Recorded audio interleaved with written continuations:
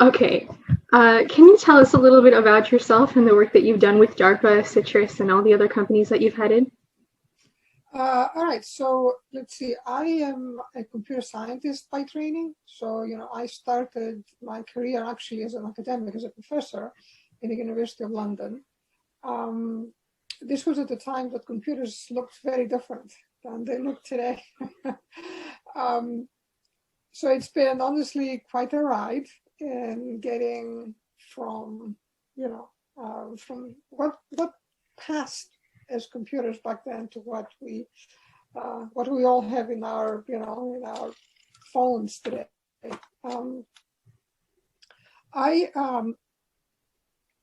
was, I think, fairly successful as a professor, but I had this this desire to have impact, and it's kind of hard to have impact if you're a professor. You write lots of papers and people read them in your community, and it's good, but I wanted to have something more tangible that I could point to as a result of my work. So I gradually started shifting away from just kind of doing academic work. First, I joined the Stanford Research Institute, where I did some work in systems. And actually, that was my first experience with robotics. So SRI International has a long and proud history in robotics and AI. It wasn't the area that I worked in, but my colleagues, all around were working on them. So, you'd often bump into robots in the hallways when you went to get coffee. You always had to be careful about that.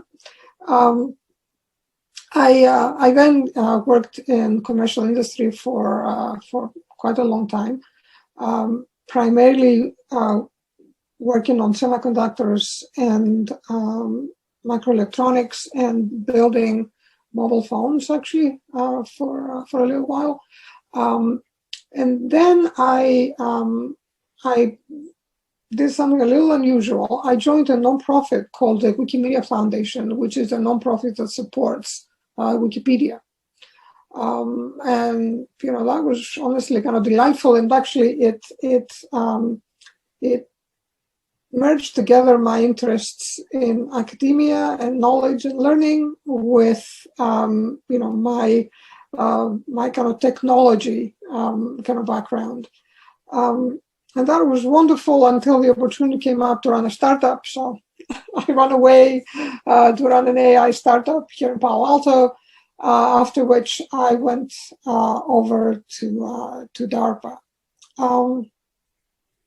Now, DARPA has a long history in robotics, in autonomy, as well as, some of the fundamental technologies that go into enabling, robotic agents.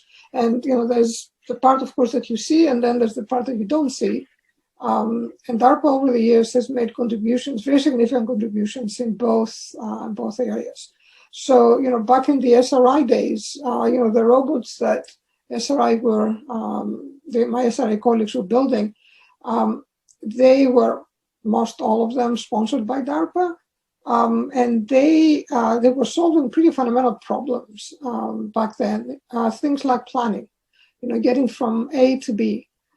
In environments where you knew what the map was, and in environments where you didn't know what the map was. So oftentimes you see these robots coming down the hallway and bumping into walls as they figure out, oh, there's a wall here. Then vision systems is obviously a key piece that works closely with the planning loop. And again, that was work that DARPA funded.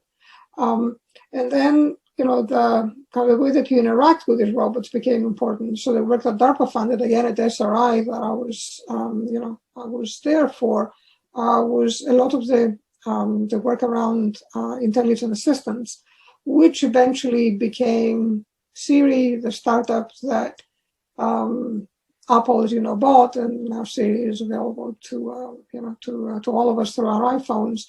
But the interesting thing about that was that Siri was developed as an intelligent assistant that blended modalities that people would need to interact with agents robotic agents as well as others. So in other words, blending that human machine interface was very much part of the rationale and the objectives of developing those technologies. And it kind of goes to show you that sometimes you develop something for one purpose and it finds utility in a completely different space as information retrieval, or the spoken interface, if you like, found with Siri outside of the kind of confines of the defense applications. So, that's kind of really harkening back. I mean, since then, of course, DARPA has made significant investments in artificial intelligence that continue to enhance and expand the utility of robotic platforms, both in them learning their environment, as well as them learning the missions and executing the missions, improving upon the missions as they execute them.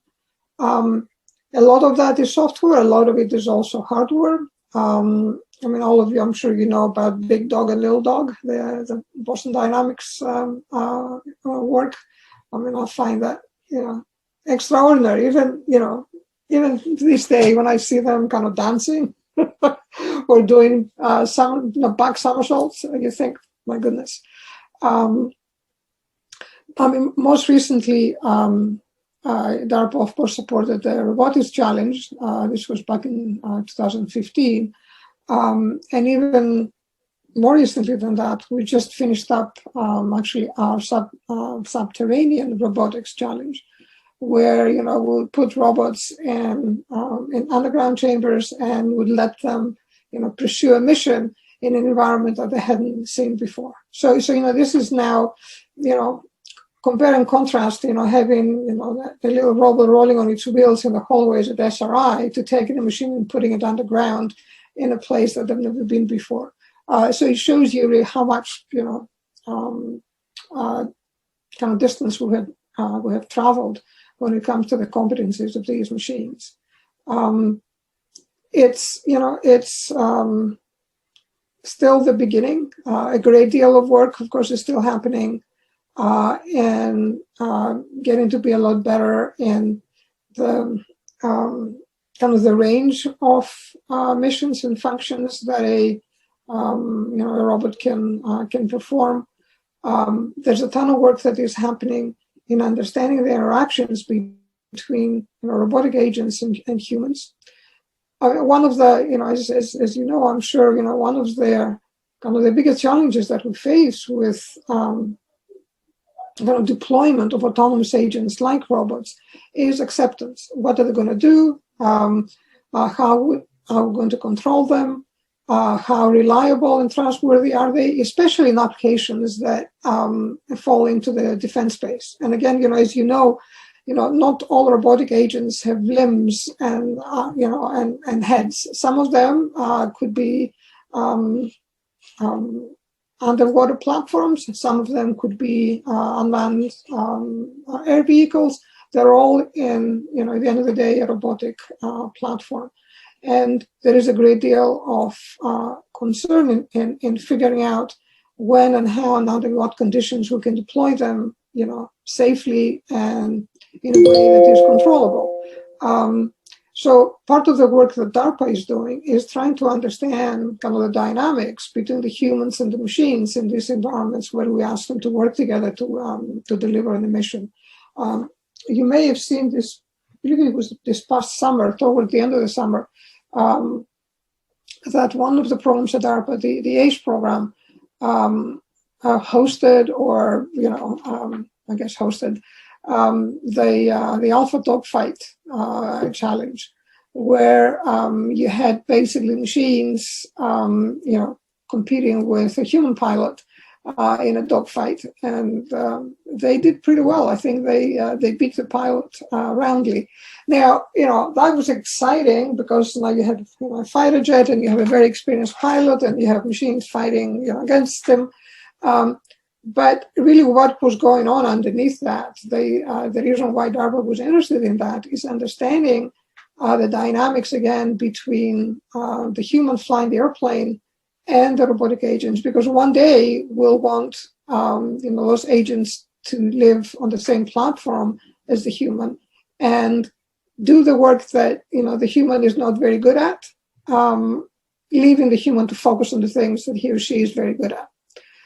So this human-machine teaming is one of the areas that DARPA is continuing to push the envelope, and I personally think is the kind of thing that, if we're successful at, will really accelerate the deployment of these machines at a much kind of broader scale than we've been able to do today. A lot of it is technology, but a lot of it is trust. We find it, as human beings, we find it a lot easier to trust another human being. You get on an airplane and there's a pilot flying it that whom you've never met before, probably never meet again, and you put your life in their hands because they're a human being. If you go on an airplane that didn't have a pilot, I think it would be a very different calculus, right? So establishing kind of that trust relationship is really fundamental in the deployment of robotic platforms, autonomous platforms in general. And now it's my belief that you get there by practice. It's a little bit like the human beings. The pilot didn't wake up one day and said, "I'm going to go be a pilot. I'm going to fly you from San Francisco to Washington, D.C." They went through many steps where they learned the demonstrated competency, over and over again in tasks that are ever more complex, and therefore they established eventually trust that gave them the opportunity to go fly the airplane by themselves. I think it's going to be similar with robotic platforms.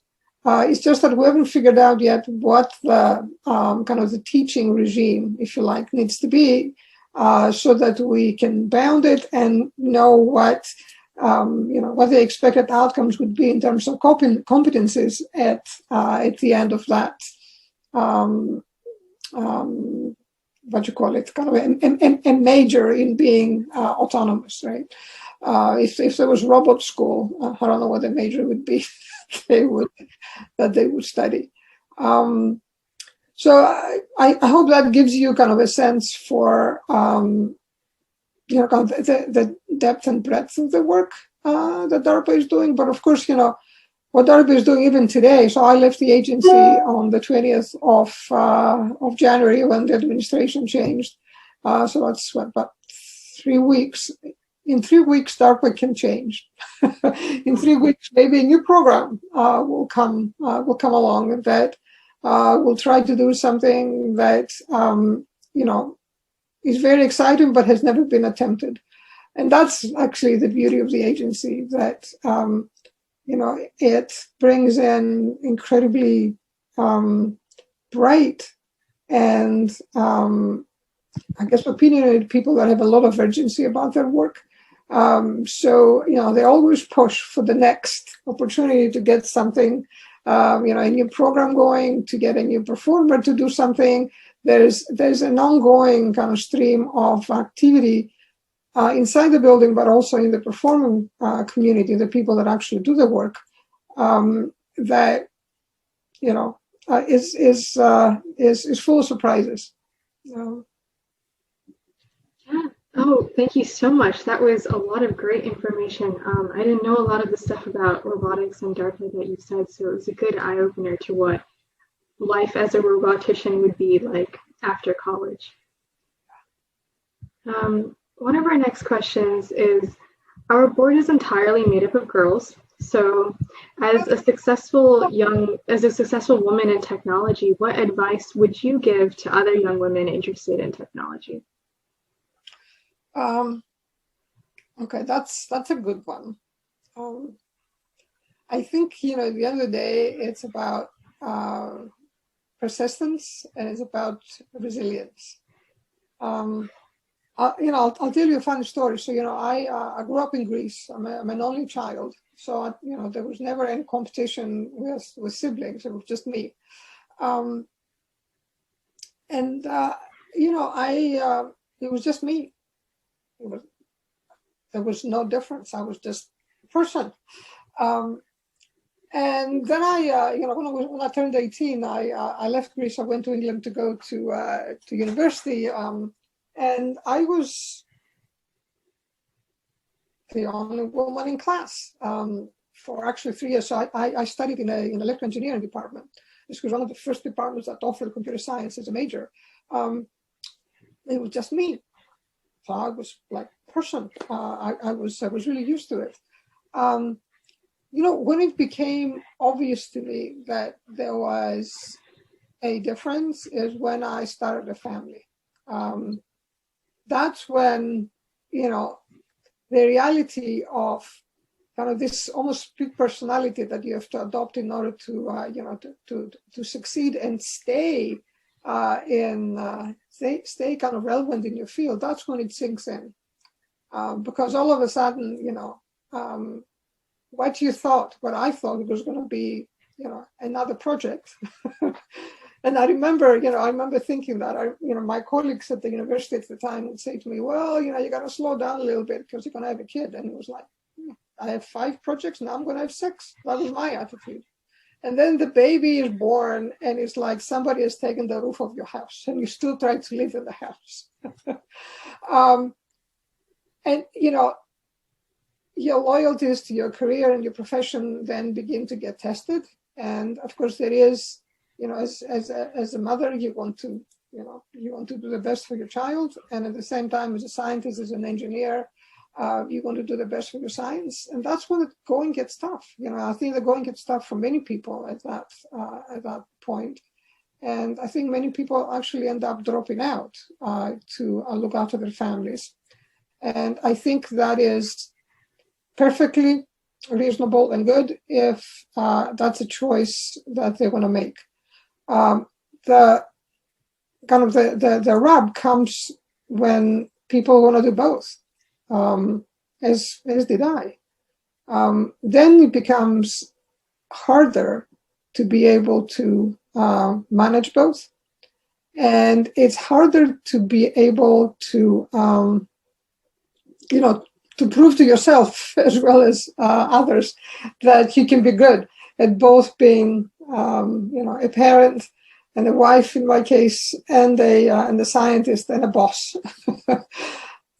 Now the good news is you can totally do it, and women like me and many others like me do it day in, day out. And it makes you real good at your time management. If you ever want to get a lot of work done, I gotta tell you, you find somebody who's had to multitask, almost like a second nature, right? So it gets you to be really productive.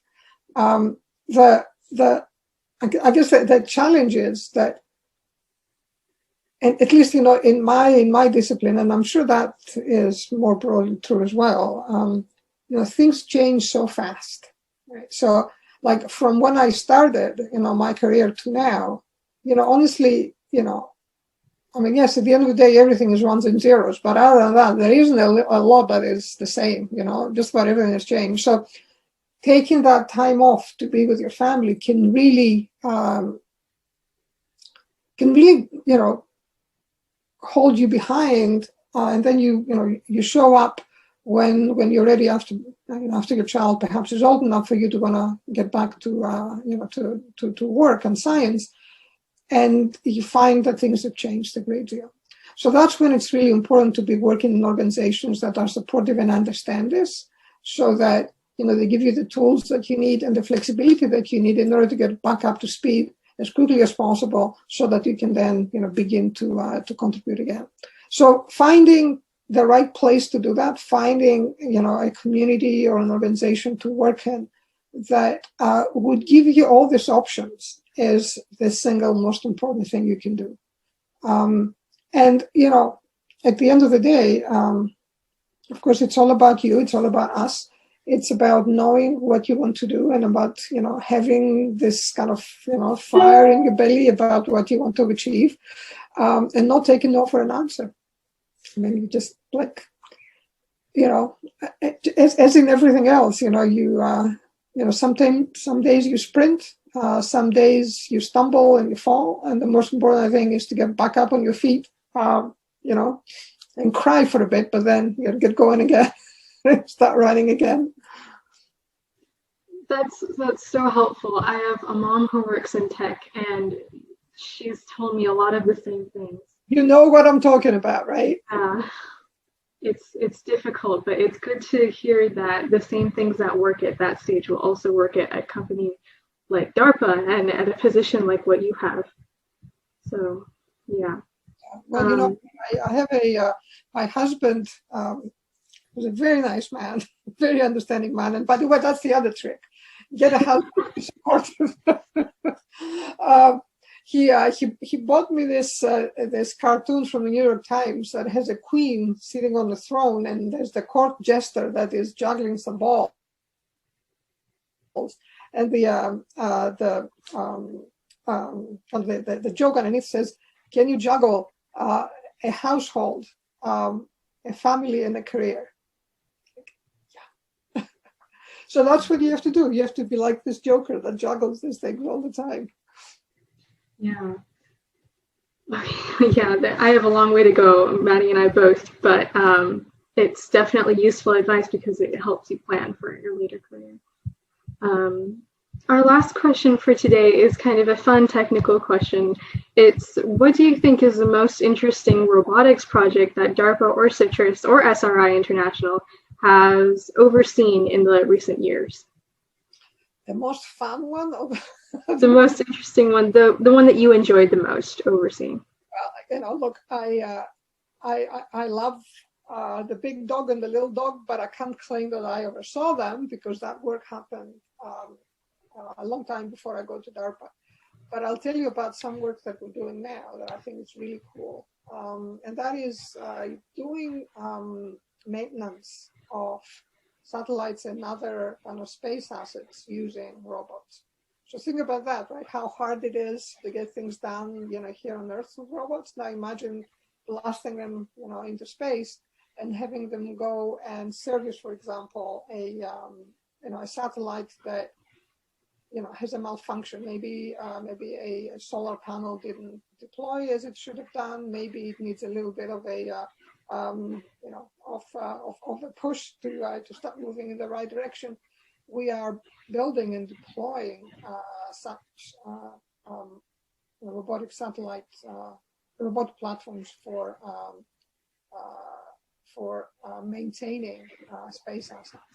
I think that's one of the kind of most challenging kind of domains in which, you know, a robot is called upon to perform a function, and it's also really, you know, kind of the sweet spot for robots because, you know, again, I love Big Dog and the fact that they can do, you know, the dances that they do. I love that.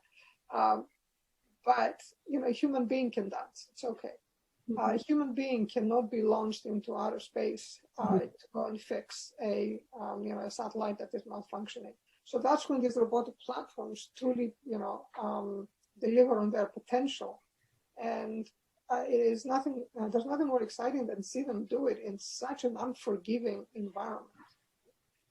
So DARPA has been working on, we didn't get the initials actually for you, on RSGS, the Robotic Servicing of Geosynchronous Satellites program for the last 2 or 3 years now.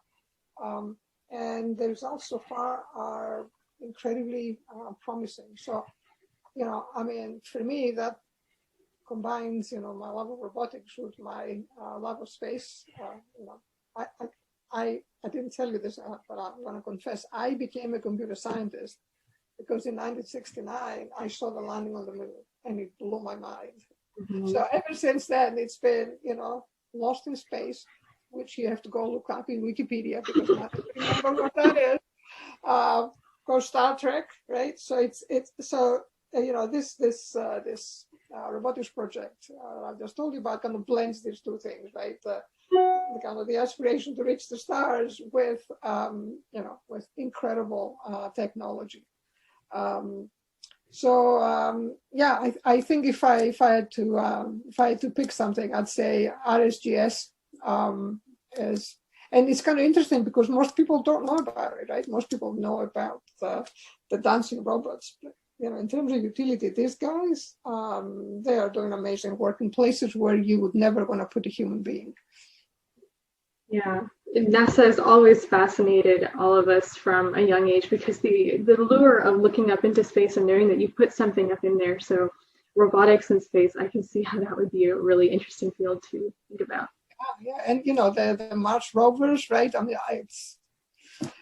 it doesn't get better than that. It really doesn't. I tell you, when I retire, I don't know what it's going to be when I don't know when I can no longer move. Probably I'm going to read all the science fiction books, and I'm going to see all these movies about life on Mars again. That when you work, you don't have the opportunity to do. But yeah, I think that's really what science and robotics in particular kind of means to me, kind of reaching out beyond going where no human being has gone before.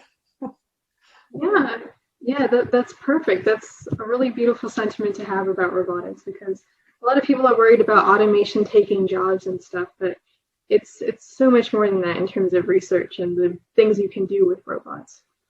Yeah, and I understand the concerns, but also, I'm of a generation where I remember, my mother, was the daughter of a farmer, and they used oxes to plow their fields, and then they got tractors, which for them were robots. So, it kind of depends, what the job is and how reliably a machine can do it. I mean, it's a spectrum, And of course, as these machines become more and more capable, the slide moves. But I think robots and the technologies that they embody, they really liberate humans from the drudgery of work that otherwise we would have to do, and that gives you the time to think about going to the moon and going to Mars, right? It gives you it gives us the luxury of, doing things that only we can do, while leaving the machines to do the things that they're pretty good at as well. Absolutely. Yeah. There's definitely a lot of uses of robotics beyond just automation. They help make our lives easier, which is why they're such an interesting field to explore. That's right. Okay, thank you so much for joining us, Dr. Coleman. We'll upload the recording to YouTube and share you the link, and we're so excited that you were able to join us today. We learned a lot. Thank you so much for giving me the opportunity. It was wonderful to meet you. Thank you so much.